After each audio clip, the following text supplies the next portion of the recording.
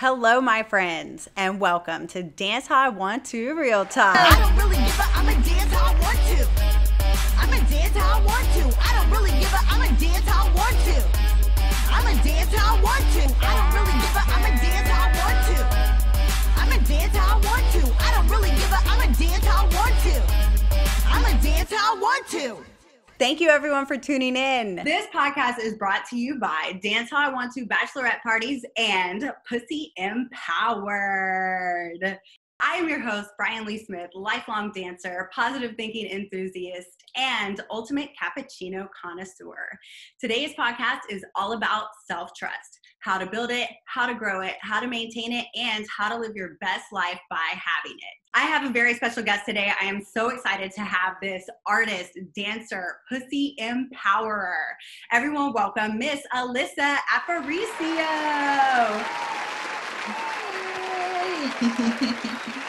Alyssa is the mastermind behind Pussy Empowered. She's the CEO. She is also behind a page called Flash the Abyss, and she has online courses and all kinds of other things. Welcome, Alyssa. Thank you so much for the warm welcome. I'm so excited to get to talk to you today and share about dancing how I want to.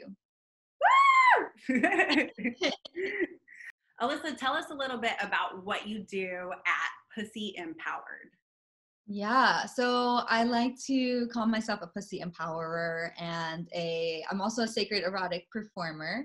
But in Pussy Empowered, which is my business, my brand, I believe that when you untame your pussy, you access your power. And I have a holistic approach that includes mind, body, spirit, and emotion. So it's kind of a all around, well-rounded approach to pussy power.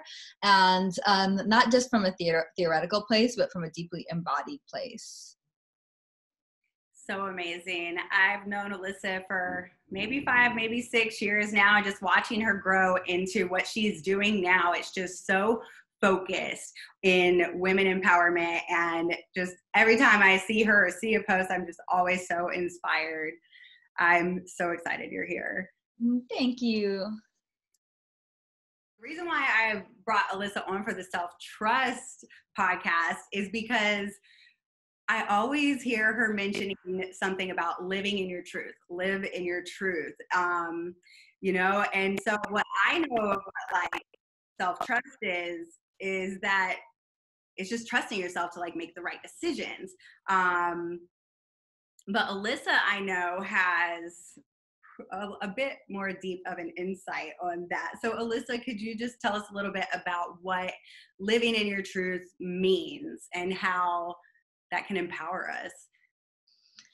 Yeah, I think living in your truth, what it means to me is just to really honor and respect who you are, to respect where you are on your journey, to know that you are always transforming, that always growing, but whatever is your truth in this moment, to just be present with that. So that includes your emotional truth, that includes your calling, your purpose, and really just any way that you can ground into who you are, beyond the noise, beyond the self-doubt and the chatter and the comparison and the overthinking, just reaching that place deep within you to that place that's always with you, that like deep core center, and grounding into that over and over again until you really it's a practice that you really ground into that, and then move and make choices from that space.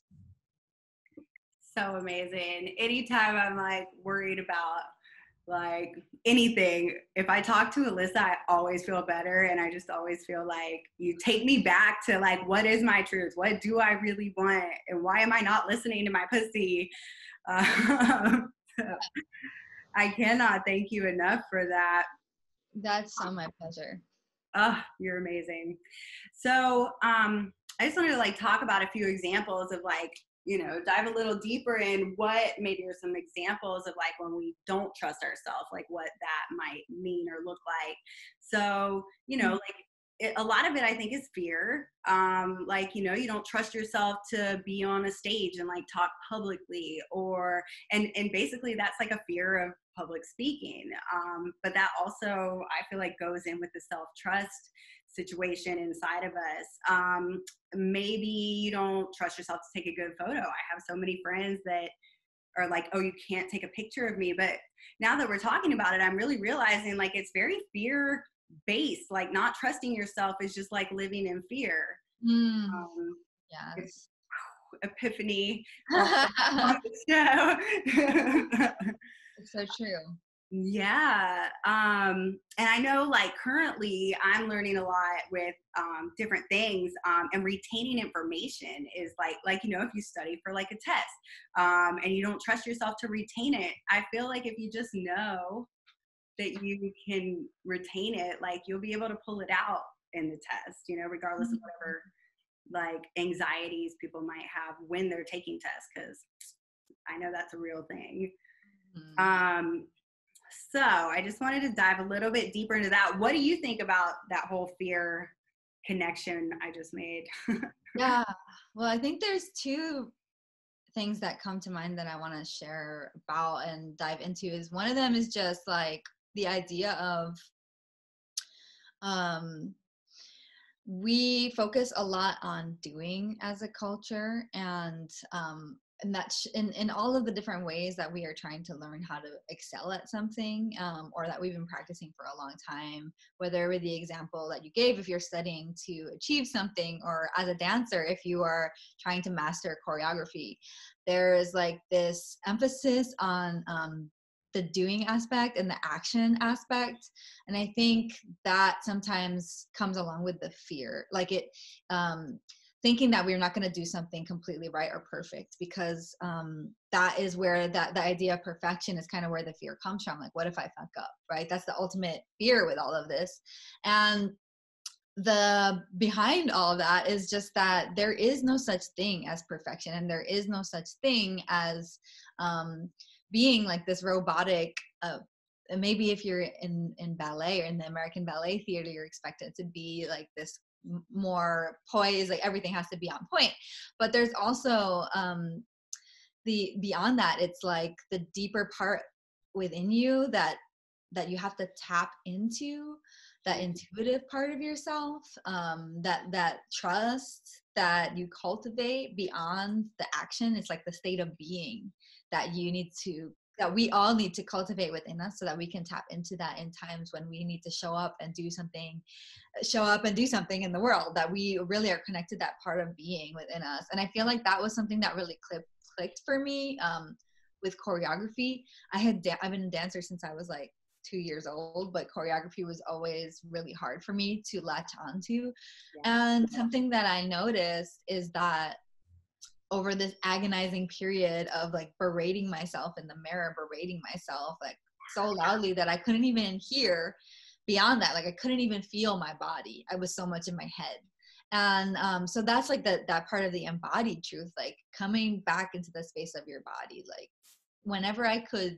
And since I have been practicing embodiment more deeply as a meditative practice, and an emotional release practice, then that noise in my brain, I've learned how to quiet it, or to even just become aware of when it's chattery. Because the sooner that you can turn the volume down on that, the more that you have access to the present moment, which is where you have the power, where you have any power. So then you can connect into here and now. And the more that I'm able to do that, the more I can trust myself when it comes to things like choreography. When I'm able to show up and feel into my body, and when I fuck something up, I think, okay, fuck that up. And I let that thought go more immediately, rather than carrying it with me through the whole class and thinking, well, I'm never going to get choreography again. You know what I mean? So it's like a self-talk kind of situation. It's a deeper trust in your physical form and your body wisdom beyond the mental place where that tells you about fear. You know, does that make sense? Totally. I am so glad you brought that up, because I've had the same. I've really had to work really hard to retain choreography and just remember it.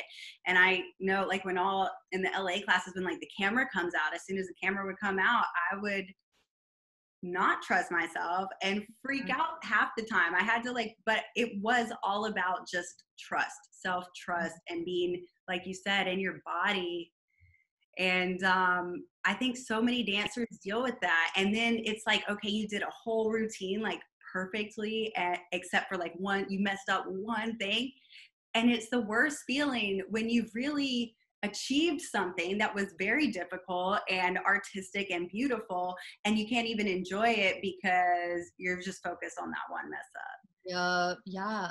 And that's the other element of it that I wanted to bring up too, which is about the patriarchy and like the culture that we've been born into, the messaging that we get around perfection, around like, I think when we were growing up, it was more emphasized that art, like celebrities and artists were perfect. And we didn't get to see, like we get to see now, the behind the scenes of the social media aspect of it. Everybody has control to show their own story a little more now.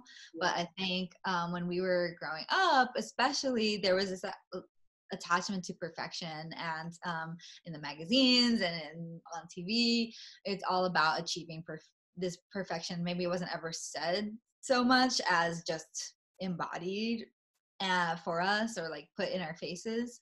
And the other element of that around patriarchy, and for women, especially since I work around pussy power and I work with women specifically, is that we really get so many messages of not trusting ourselves, like throughout our lives, from our people in our lives, from the media. And one example of this is I just remember growing up feeling like my body was dangerous, like, oh, you're naive, you don't really know what's out there, the world is dangerous, you can't really trust yourself, you can't really trust yourself to wear that outfit, you can't trust yourself to, you don't, there's so much you don't know.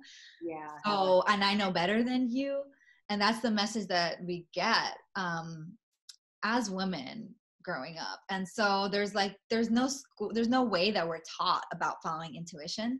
We move right into our head, we move right into logic and analysis from a very young age. When we like first get sat in chairs in school, we go straight into the brain.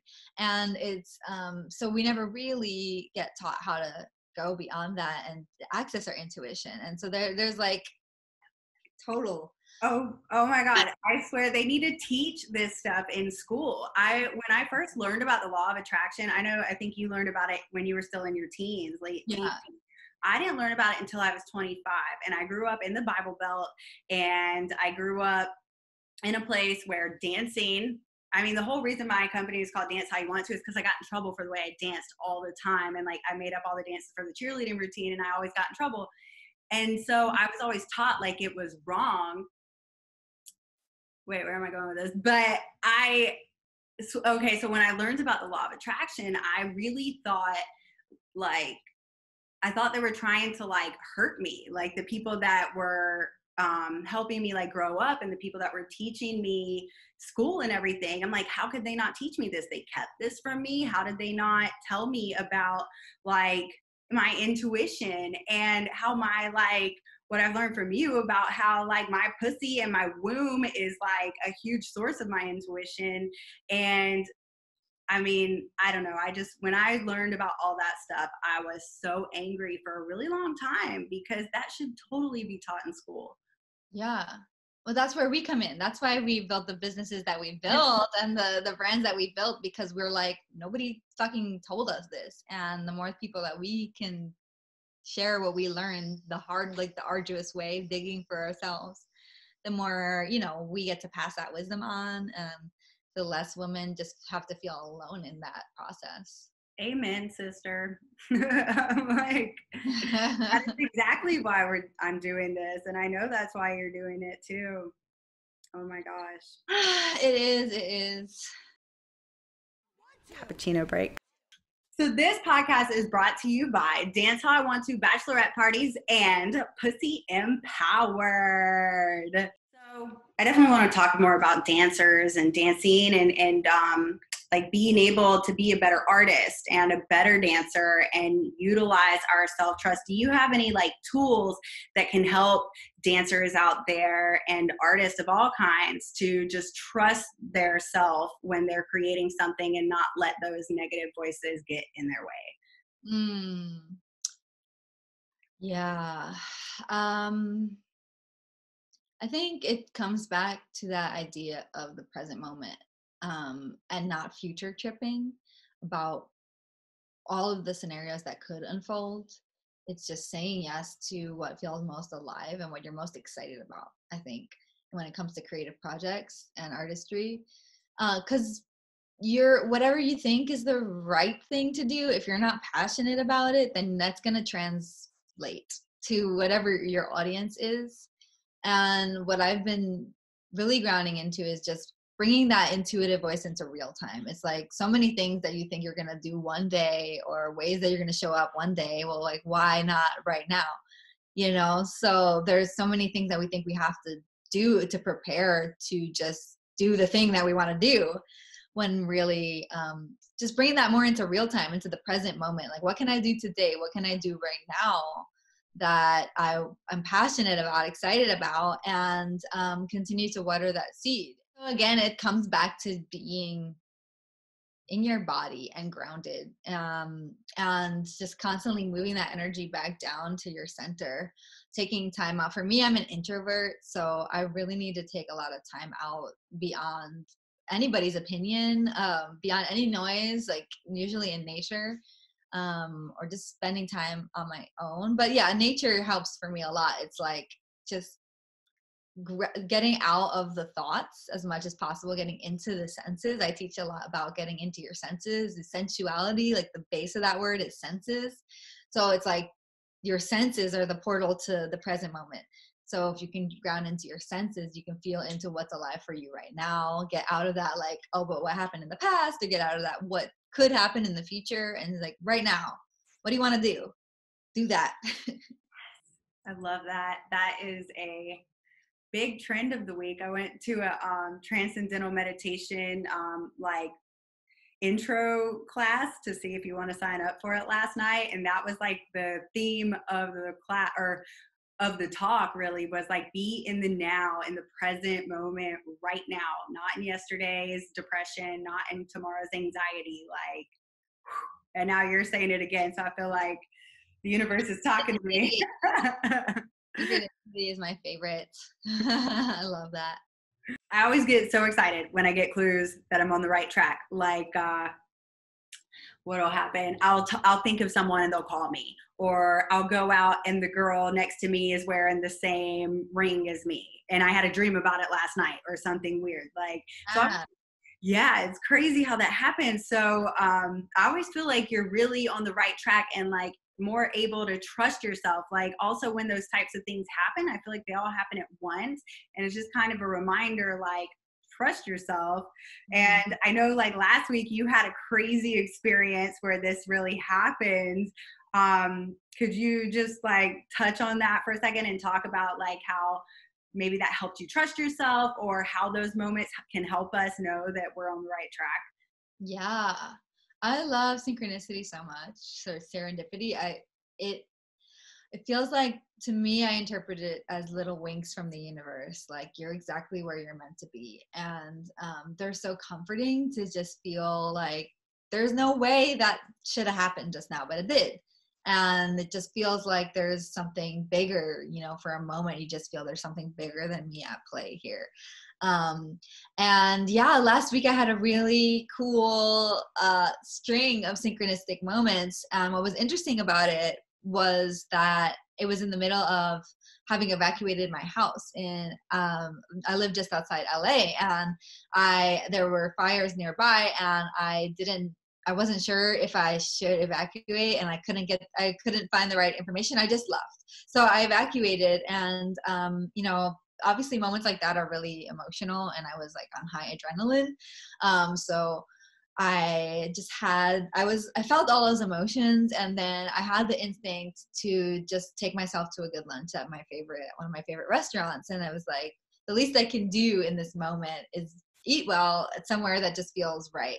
Yeah. So I went to it's Cafe Gratitude, is one of my favorite places, and I had lunch there, and I felt like ever since I got there, from the moment I got there, just like little moment after little moment from the song that was playing. I had just mentioned in the car ride over to my friend about this memory I had from when I was a teenager, and it all was just like really, really synchronistic, one thing after another. And I won't get too deeply into the story, but something that I took from that was just that even in moments, and I think the law of attraction, or a lot of teachers around the law of attraction emphasize like always being in your highest frequency. Otherwise you're attracting things that are negative.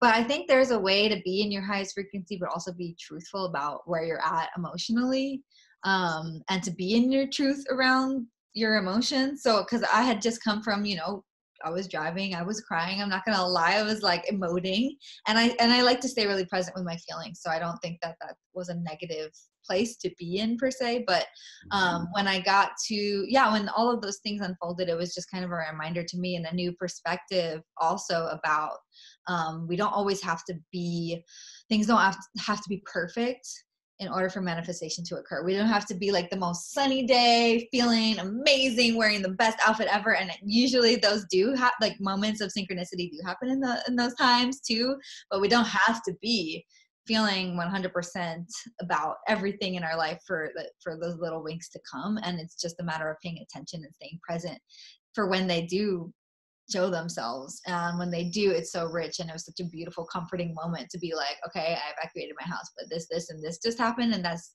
no way that there's no way that could be coincidental. So it was just very comforting that even in the midst of chaos, there was this through line and messages I was receiving around everything's okay. At least everything is unfolding as it's meant to in this very moment. That's what it felt like to me. So beautiful. Yeah, when she was telling me this story last week, and I was like, what happened? Oh my God, that is definitely a sign. Yeah, I see that all around. I love collecting the signs. Me too. So for our listeners, look out for those little signs and synchronicities. They're really hard to ignore. And you'll know that you are on the right track, and just like trust yourself. I want to do something really fun, the magical 7 questions for our guest. So Alyssa, just answer these, just first thing that comes to mind quickly, and we'll get to know you. Do it. Lightning round. Huh? Lightning round. Let's do it. Lightning round. Here we go. 3, 2, 1. What's your favorite place to dance? The beach. Why is dance so important to you?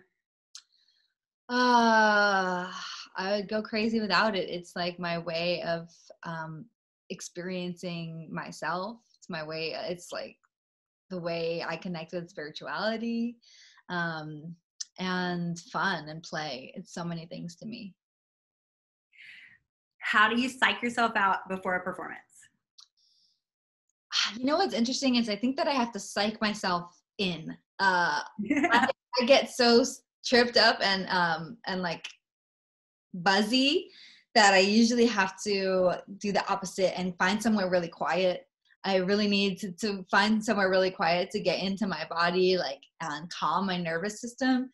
Because once I get around a lot of people, like a stage kind of environment, a show kind of environment, I'm like, really high pitched, and I need to just find grounding. So yeah, I need to psych myself into my body and into the present. Yes, I need to do that. Number 4, tell me something crazy but true about you. Crazy but true. Well, this won't be news for you, but for your listeners, I was a model on Project Runway. That's pretty crazy. And when I was 19 years old, I was a model on Project Runway, and I manifested that. Totally manifested that. So that was a cool fun fact. Such a fun fact. Oh my God. Okay, number 5, what is your favorite online store right now? I mostly try to shop secondhand. So what I really like is Poshmark and Mercari. And those are the 2 places that I go for, and I look for like whatever brand or whatever style I'm looking for. And that's kind of where I got most of my clothes. So smart and good for the environment. Yes, Earth. Number 6, can dance help us build self-trust? Yes, absolutely. It is. so important to learn to trust our bodies, and dance is such a tool for that. And you will see immediately as soon as you start doing it, or as soon as you start learning it, or even just doing it for fun, you'll soon find that the voices of judgment, if you have any around your body, will come up to the forefront. And that's a perfect opportunity to look at them and decide if you want to keep them or move with them, move through them. And that's an opportunity to learn how to trust yourself. And it may not come on the first day or the 500th day, to be honest, but it's a process. And I think that self-trust is really a practice that you really need to practice. And like dance is kind of a dojo for that. It's like a practice ground for learning how to be in your body and trust your body, learn how to be seen by others while you're in your body, and all that good stuff has come to me through dance. I cannot agree enough. Yeah. Dance is amazing, you guys. You got to do it. Do it right now or after this episode. And number 7, can you please give us your top 3 steps that you use to trust yourself? Okay. So I think deep listening, carving out time to do deep listening, and away from the noise, away from others if you're an introvert like me, and taking that time to really connect to yourself. So the second one would probably be practice saying yes to yourself. I like to use the term orgasmic yes, which is a term by the author Adrienne Maree Brown. It's like, where's your orgasmic yes? What is the next thing that you're really excited about? And it could be really simple, like, I just want to go stand over there and look at that flower. Or it can be something really big, but whatever it is, learning how to trust that, it's like a muscle that you really have to develop. So that's number 2. And the third one is, let's see, presence. And that, to me, I ground into with breath. I ground into with senses. Even when I'm performing, like if I can feel the ground beneath me when I'm performing, then I know I'm more in the moment. If I can feel into my pussy while I'm performing, I know I'm present and I'm not like tripping up in my brain. And that is, it translates when you're in your body. It really translates for people to see. When you're in your head, you can really tell. So I think that staying in your body, staying present in the moment, gives an honest performance, gives like a more raw, more real performance. And that's such a joy to watch. Like that passion is so fun to experience and witness. Yeah. Oh my God. Yes. I'm adopting all of those. Yes. Yeah. Feet on the ground. That was like, ooh, I want to try that. Yeah. Feet on the ground. Gravity is our friend. Yes. Amazing. Well, Alyssa, I cannot thank you enough for coming on this podcast. It has been an honor to have you. Can you please tell us, where can we connect with you online, your website, IG, Twitter, wherever you want us to go? Tell us. So my website is just my name, alyssaaparicio.com. My Instagram is sensual_radiance. And I have a free private group called Pussy Empowered Coven on Facebook. So if you feel called to like dive into community and talk about all things pussy, then please join me over there. That would be fun to have you. So cool. I'm in that group and I follow all her stuff. I love it. Awesome. It's always awesome to have you there, B. Yay. So just one last request before we let you go. What word of advice, any just life advice that you could give to our dancers and listeners, what would it be?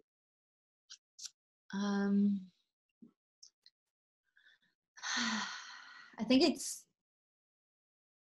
about grounding into your pleasure, your joy, and not taking everything so seriously. And that's something I had to continue to come back to. But I dance because I love to dance. And when I take it when I'm too much in my head about it and taking it too seriously, it's not fun anymore. So I think that that's been really important for me to just be as playful with it, find ways to tap into my play as much as possible. And also like to learn how to, or to practice doing it for you.